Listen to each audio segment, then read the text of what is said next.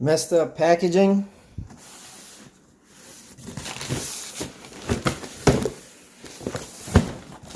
I hope the shoes inside ain't messed up, man.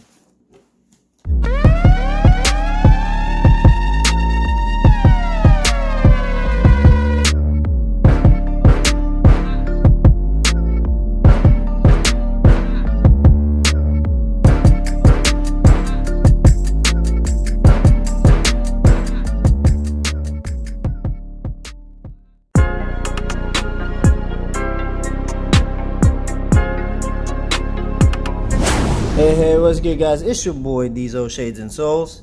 If you haven't done so yet, make sure to hit that subscribe button down below. And if you guys want to be notified for new videos such as this one, make sure to hit that bell button as well. Alright guys, as you can see, I received the packaging crumpled up and all that stuff. But luckily, the box, not so much. I don't really see it neither. It's just this portion right here. Rest of the box is all good.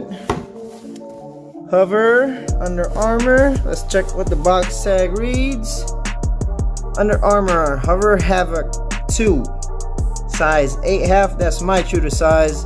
Suggested retail price is 120 bucks. Okay. Bam. Alright guys, so this colorway right here is dubbed as the black and lime. You start off with the outsole. That's a very nice looking outsole. We have on the middle portion from the heel to the forefoot, we have herringbone right here and herringbone. And towards the lateral portion is a broken circular pattern extending from the forefoot to the heel. Within the outsole, you can find holes. If you guys can remember, not so long ago, the KD12s utilized the same type of technique where the midsole rubber is able to compress within the spaces of those holes. Also, not too long ago, propulsion plate has been used. The most recent one I can remember was the hardened 3s, and to me that really made a big difference with the hardened line and the hardened 3s in a basketball shoe in general, because to me, honestly, I really felt the difference. You do feel really quick in the hardens. So the hover right here, the hover foam, the hover cushion is from down here all the way to the midsole of the shoe. Okay, if you guys are not familiar with hover technology, it provides zero gravity feel to maintain energy return that helps eliminate impact step after step, or at least that's what Under Armour writes in their page. It's also backed up with some compression mesh energy web. That's what Under Armour is calling it. If you guys are not familiar with what I'm talking about, it's the honeycomb black pattern right here that's wrapping around the hover cushion. It states that it contains and molds the Under Armour hover foam to give back the energy you put in. So to my experience, does that really work? From what I can tell you, with my experience on the hover running, it actually works. But for the Curries, I cannot say the same. So here are the Curries. To me, the main difference that's gonna happen with the Curries and the Hovr Havoc 2s is that this portion right here is actually molded, sculpted right here, whereas this cushion is just concave in its form. You can see. And what that does, in my honest opinion, is this portion right here, because of that slant, instead of having the foam compress and go out there, it's gonna have a hard time because it's already cut up in the middle. As you can see that, like you can't anymore. There's just no compression that's gonna happen. And also one more thing is that for the Curries, as you can see, the plate is all around here as well. So I don't think there's not going to be any compression that's going to happen from here to here, whereas in the Hovrs there's really nothing there. There is the propulsion plate down low, but it doesn't cover any portion of the midsole, so there is room for compression. That's just my opinion on it. I have played with the 6s, I haven't played with these ones, but to me, I think this one takes the cake if we're talking about currently the cushion for Under Armour. Look at that. That's way softer than the Curry 6s. See, Curry 6s right there, and the Hovr Havocs. But like I said, it remains to be seen. So for the upper material, Under Armour is calling it molded textile upper for enhanced comfort and breathability. I don't know, man. Maybe on this portion right here, I would say this is molded, like on the front portion. As for protection right there for your toes. But this foam right here, or this material right here, if you guys look closely, that's very reminiscent of Anafoam, is it not? Anafoam. If you guys already forgot, Anafoam is what they used in the Curry ones. Now granted, this is softer. This is way softer, but I think it's because of the lining inside is different.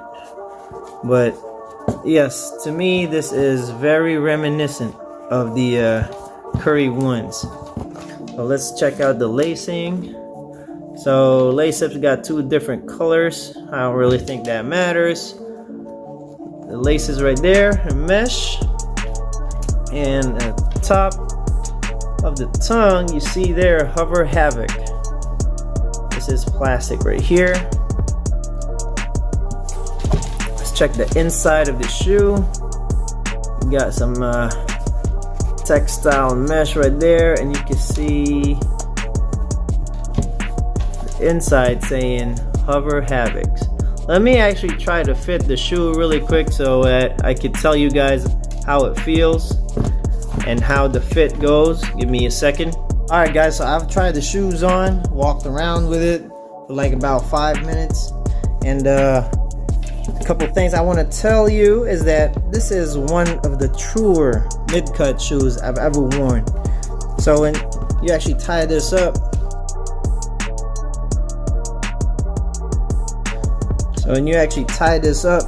this plastic portion right here that I did mention earlier, it covers this portion where the laces are, so it doesn't pinch to your skin. Also, look at the tongue. Look at the shape of the tongue. When you guys are wearing this, you're gonna love how this looks, because look at this right here. If your legs are right here inside, if something is sitting down here, you're gonna see this curve. That's actually lower when it sits up. It's gonna be lower than these ridges right here, or side panel of the shoe.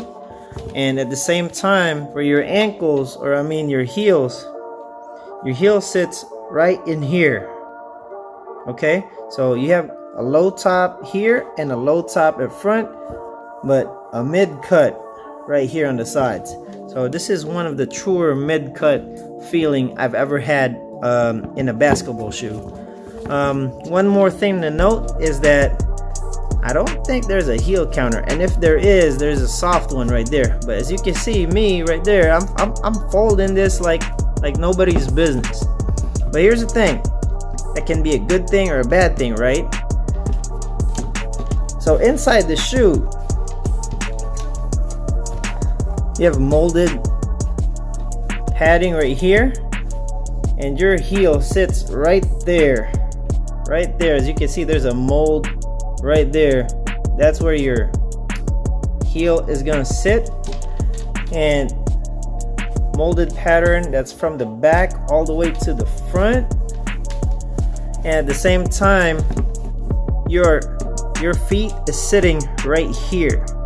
So this portion of the Hover, top portion of the midsole, that's also helping cover up for your foot for stability. How it's gonna play out, I really don't know. I really hope it's gonna work. Now fit wise, this fits true to size, but if you ask me personally, not just because I've played with the SC 303s already, but even just on initial fit and try on, I like the fit on this one better than the Hovr Havocs. The Hovr Havocs 2, but does that mean the SC303 plays better than this? I don't know. I can't tell because I haven't worn this yet in the game. I can tell you this feels really close to how good the SC30 feels upon initial try on. This actually also really fits like a glove, and had both good and bad experiences with hard traction pattern. Unlike this one, like this is not hard, as you can see. That grips the floor. This one is hard. So that's one thing that's worrying me about the shoe, but like I said, I haven't played in this yet, so we'll see when I do. So that'll be it for the video. You guys like the shoe or not? Is this a cop, a drop? Is this a go or a no-go? Comment down below. It's your boy Diesel. Thank you guys for watching. Thank you guys for your support, and I will see you guys soon, man. Peace out.